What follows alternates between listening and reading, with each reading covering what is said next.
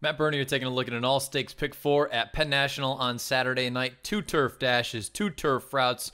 We kick things off in race number 6. It's the first running of the Penn Ladies Dash. 5 furlongs on the turf course. Now, again, you're going to have to pay attention to the weather because it sounds like rain is coming in. So hopefully all these races stay on the turf, but I'm sure there will be some changes throughout the evening. So just be aware of that. For this purpose anyway, this video, I'm only going to go out with the caveman kind of play, but I'll give you a couple of horses that you could possibly use as some backups if you chose to go the DRF ticket maker route, which again, I would always suggest you do that in the long run because you can emphasize your opinions a little bit more so than in other instances. Race 6, scheduled post time is 6:10 Eastern. I'm going to go too deep in here. I like the 6 and the 8. The 6 is Morticia. She's going to be very, very tough to deal with in here for Rusty Arnold. You know what she's capable of on her best day. A low to mid-90 as far as a buyer is concerned. Mid-110 as far as Timeform US ratings are there. Figures to be forwardly placed. And again, if she runs basically any of her past 3 or 4 races, she's probably going to win this race. In case the number 8 horse, though, Just Talking, somehow streaks away and is in a very advantageous position. Morticia has some speed, but Just Talking has a little bit of versatility. Can go to the lead and can also sit just off. Perhaps there's a scenario where these two go 1-2 all the way around the racetrack. I think they're both going to be forwardly placed, and I think they're simply the 2 best horses in the race. And like Jason Service and Turf Sprints, not bringing any news to you there. He's clipping at 37% for the year. So to me, those are the only 2 horses that I want in this first leg in race number 6 at Penn National on Saturday night. The 6 Morticia and the 8 Just Talking. Hopefully I can get out of there with just using them. We'll move on to race number 7. It's the Penn Oaks. This is a pretty wide open race, all things considered. You've only got 6 betting interests, but you do have a coupled entry in here with the 1 and the 1A, Classy Dancer, and The Way I Am. 1 goes out for Motion, 1 goes out for Jason Service. I'm going to use 3 of the betting interests in here. I will use the coupled entry. I think it's pretty clear. I would prefer The Way I Am over a horse like Classy Dancer, but hey, look, 2 for the price of 1, and it is what it is. The Way I Am is obviously a main contender in here. What she's done for Graham Motion since she's been brought over to the States, has been basically spectacular. She's only got a couple of blemishes, and really, with the exception of that Jimmy Durante, she hasn't come with any sort of a clunker at all. That most recent run in the Appalachian, over-yielding ground, no pace to run at, and she still almost got up. Thought it was a really strong effort. Also want to use the 2 Got Stormy going out from Mark Cassidy, Tyler Gaffalione. Highest last out buyer in the field with an 89. I like the fact that there's some versatility here. Perhaps gets the jump on a horse like The Way I Am. Perhaps gets a jump on some of these other horses, and maybe is in closest attendance to the pace really throughout. Maybe with the exception of Treasuring. Treasuring is going to be forwardly placed, and obviously we know Classy Dancer. It kind of feels like her game is just going to be speed.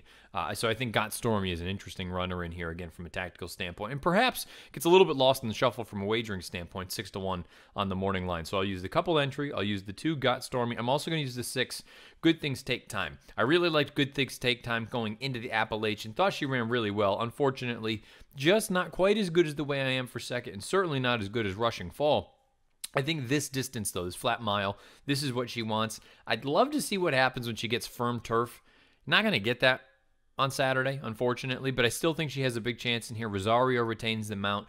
The concern here is going to be from a pace standpoint. Is she going to get the sort of early heat that she needs to come from the back of the pack and make a serious run at winning this thing, and as opposed to just settling for a minor award? I think Good Things Take Time is a legitimate talent in here, the daughter of Canford Cliff. So again, for me, using 3 of the betting interests in the Penn Oaks. I'm going to use the coupled entry, prefer the 1A though, The Way I Am. Going to use the 2 Got Stormy, also going to use the 6 Good Things Take Time. Now again, for this video's purpose, got to start cutting somewhere a little bit, and I'm going to do that here in the Pennsylvania Governor's Cup. That's race number 8, 5 furlongs on the turf. There are only 2 horses that I'm really truly intrigued with, but one of them more so than others, and certainly that's number 12, Pure Sensation. Pure Sensation is simply put the best horse in the race.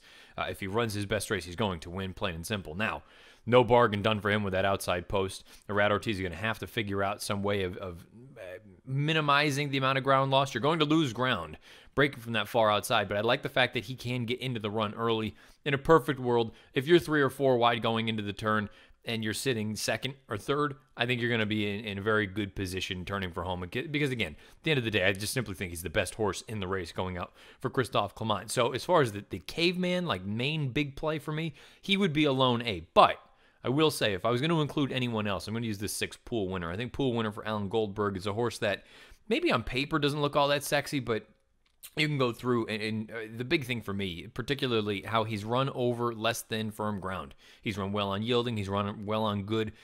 He's run well off of the bench in the past. I think there are a lot of things to like about a horse like this, and he's going to be a pretty solid number. So if I were playing with Ticketmaker, I'll be using him as a backup. But the main play for me with this video here, we'll single the 12, Pure Sensation. I think he's just simply the best horse in the race, and hopefully he doesn't lose too much ground going around the turn. If we're alive, hopefully we get to this point. The Penn Mile is the main event of the entire Penn National meeting. It's a really salty group that's come together for this one here, and understandably so. It's a grade 2. It's a $500,000 purse. And we'll find out. Maybe some of these horses go on to a race like the Belmont Derby, or maybe some of them try to maintain some of these middle distances. I really need to go deep in here. Now, the horse that I truly like and I want to bet is the 7 Smart Remark. Smart Remark is going to be arguably one of the longest shots in the board, but I think this horse is better than looks on paper. The 2 turf runs in his career were both very, very strong, and I think this is a nice horse for Vicky Oliver. Thrilled that they didn't run at Churchill the other night, and they're going to ship up here and be ready to go. So I'm going to use Smart Remark, and then I'm going to use the obvious horses. I'm going to use Maraud, I'm going to use Therapist, I'm going to use Hawkish, all in equal weighting. Again, if I was playing Ticketmaker, maybe I would stagger some things a little bit. Hawkish, to me, is the one with the highest upside. I think in the long run, he might be the best horse of them all. I guess right now, though, he's going to need to prove that he can run this well against really quality company. Therapist, I understand that race down the Cutler Bay. It's come back hit or miss. I still like the way that he leveled off, and I wonder if he'll actually appreciate a little bit more ground when he gets longer distances in the straightaways as opposed to these flat miles. And Maraud, it's really hard to argue with what Maraud's done out there for Pletcher. The question becomes, if you think everyone else takes a step forward, does Maraud have one more forward move in him? At any rate, luckily, you don't really need to figure that out on Saturday night. You just need to either have him or not have him as far as the pick 4 is concerned. So for me, 4 deep in the Penn Mile, race number 9. I'm going to go 3, 4, 6, and 7. I personally like Smart Remark. He's going to be one of the longest shots on the board. And hopefully, if we're alive to this point, be sitting on a decent little score for the pick 4. Again, it's a really fun sequence. Let's hope the weather cooperates, because it sounds like it's going to be a rather wet one. But races 6 through 9, an all-stakes pick 4 sequence at Penn National on Saturday night. 2 turf dashes, 2 turf routes for 3-year-olds. We're going to kick things off with the Penn Ladies Dash. Race number 6, scheduled post time is 6:10 Eastern. Best of luck.